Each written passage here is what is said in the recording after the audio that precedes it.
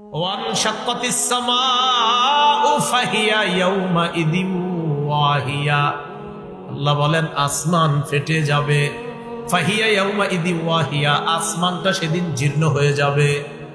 ওয়াল মালাকু আলা আরজাইহা, আসমানের যত ফেরেশতা সবাই আসমানের কিনারায় চলে যাবে। আসমান ফেটে যাবে, জীর্ণ হয়ে যাবে। ওয়াহমিলু আরশা রাব্বিকা ফাওকাহুম ইয়াউমাইযিন সামানিয়া, সেদিন আপনার রবের আরশটা বহন করবে 8 জন ফেরেশতা। কয়জন ফেরেশতা? 8 জন ফেরেশতা আরশটা ধরে রাখবে।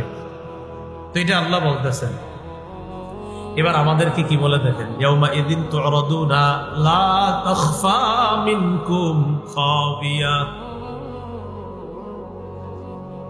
ইয়াউমাইযিন তু'রাদুনা লা তাখফা মিনকুম খাফিয়া।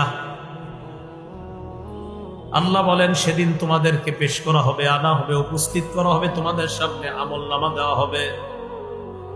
সেদিন কোনো গোপন জিনিস গোপন থাকবে না। সেদিন কোনো গোপন জিনিস গোপন থাকবে না। আয়াতের অনুবাদটা প্রতিদিন চিন্তা করবেন। আল্লাহ বলেন সেদিন তোমাদেরকে কিয়ামতের ময়দানে আনা হবে, তোমাদের কোনো গোপন বিষয় গোপন থাকবে না, আমি আল্লাহ যদি গোপন না করি। ইয়াউমাইযিন তু'রাদুনা লা তাখফা মিনকুম খাফিয়া, আল্লাহ বলেন সেদিন তোমাদের কোনো গোপন জিনিস গোপন থাকবে না।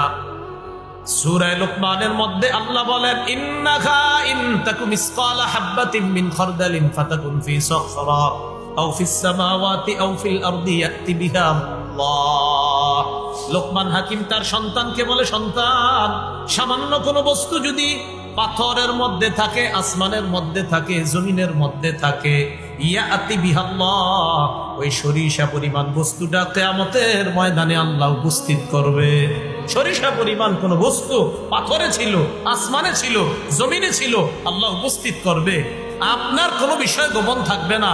হ্যাঁ, আল্লাহ অনেক গোপন বিষয় কারো সামনে প্রকাশ করবে না, তবে পর্দার আড়ালে হলেও আপনারে বলবে, বান্দা করছো এগুলা, এগুলা করছো। 3 বার স্বীকৃতি নিবে, করছিলা? হ্যাঁ আল্লাহ করছিলাম তো। আচ্ছা তাহলে করছিলে এগুলা না? হ্যাঁ।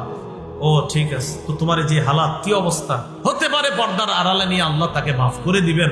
মাফ করার পর তাকে বলবে, থাক, তুমি কাউকে বলা দরকার নাই, যাও যাও, আমি তোমারে মাফ করে দিচ্ছি।